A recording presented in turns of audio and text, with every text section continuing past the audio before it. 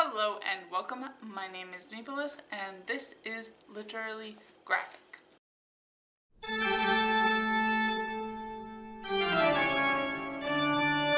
And today I'm expanding on our previous review of a generally pretty delightful, spooky kids comic, namely Little Vampire by Joann Sfar, a collection of 3 relatively short stories entitled Little Vampire Goes to School, Little Vampire Does Kung Fu, and Little Vampire and the Canine Defenders Club. Originally published in French, it was translated into English by Alexis Siegel and published by First Second on April 29th, 2018, to get very specific apparently. And according to his biography on Goodreads, Sfar is considered one of the most important artists of the new wave Franco-Belgian comics. So that's a thing.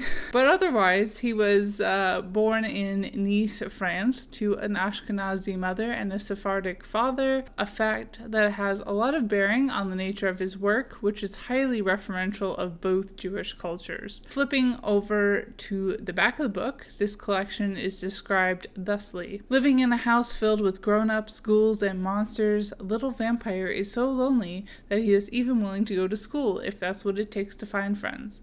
Unfortunately, school seems to be filled with children who are still alive. Little Vampire finds friendship with a boy named Michael, and they embark on adventures in the 3 stories in this collection, including in this book, as I previously mentioned, blah blah blah blah blah. Insightful and inventive, Joann Sfar brings Little Vampire and Michael's fantastical world to young readers in stories that both feed the imagination and resonate with emotional truth. Above and beyond the plot and writing, however, I think the thing that I generally most appreciate about Sfar is his artwork, the way things are loose but easily understood, detailed and colorful, respecting as friends, not taming the things that go bump in the night. How are sexuality and gender treated in the book? Not very much at all. Neither is class, really, as far as I remember, because I just did a brief flip through to update this review. And race gets at least 1 star knocked off for exotification and puns that involve quote-unquote faraway countries. Why bring down such a funny, spooky read with such cheap shots? I think the first story, which you can also read separately, is probably not only the strongest all ages read, but the one that will age the best. Bye y'all, keep reading and resist white supremacy.